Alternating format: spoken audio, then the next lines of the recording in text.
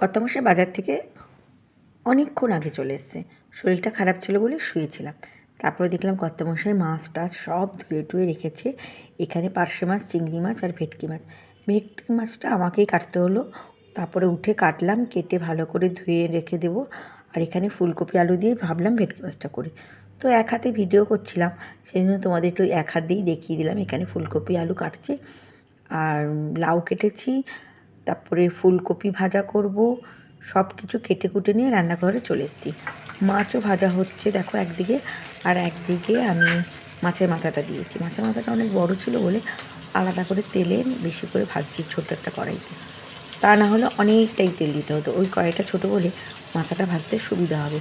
আর এদিকে মাছ ভাজা করছি, এদিকে সব সবজিগুলো আমি ধুয়ে নেব। মাছে একটু নুন হলুদ মাখিয়ে রেখে দিয়েছিলাম অনেকক্ষণ। তারপর ভাল লাগছিল না, অনেকটাক্ষণ বিশ্রাম নিয়েছি। তারপর ভাবলাম না, এবার উঠে কাজে যাই। দেখো ফুলকপি আলু টালু কাটা হয়ে গেছে, এখানে লাউ কেটে রেখেছি। তারপরে এই যে চিংড়ি মাছটা কর্তামশাই কেটে ধুয়ে রেখেছি, এই প্রথম আমার চিংড়ি মাছ কেটে কুটে থাকলো। আর এখানে লাউ ফুলকপি আলু ভাজা করব ছেলের জন্য, আর ছেলের জন্য চিকেন করব। সব কিছু রেডি করে নিয়ে নিলে না চটপটে রান্নাটা হয়ে যায়, কোনো ব্যাপার লাগে না। কিন্তু ওই রেডি করতে করতে রান্না করতে গেলে ঝামেলা যায়। এখানে লাউয়ের খোসাটাকে একটু ভাজা করব, আর চিকেনের টেংরি ছিল, সেই টেংরিটা দিয়ে একটু ফ্রাই করব। চলো কটা বাজে দেখো, রান্না করতে করতে আমার 2:30 বেজে গেছে। তো আজকে একটু দেরি হয়েছে। রান্না করলাম, রান্না করে একটুখানি গোছাতেও হবে। এখানে বটিটা ধুয়ে টুয়ে নিয়ে জানালার উপরে রেখে দিই, জলটা ঝরে যায়।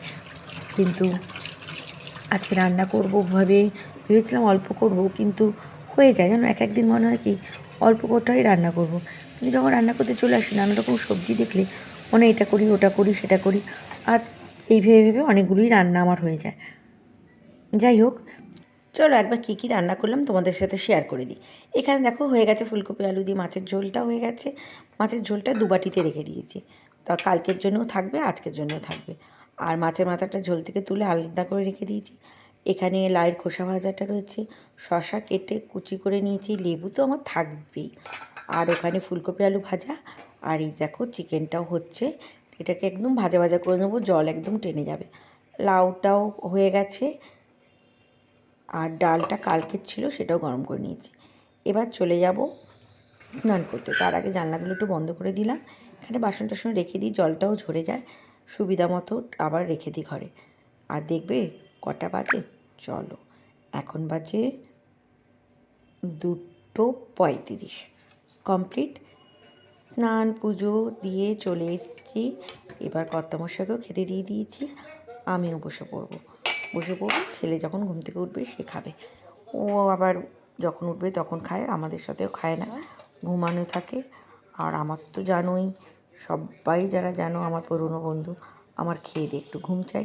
চলো তাড়াতাড়ি খেয়ে একটু ঘুম করে নিই।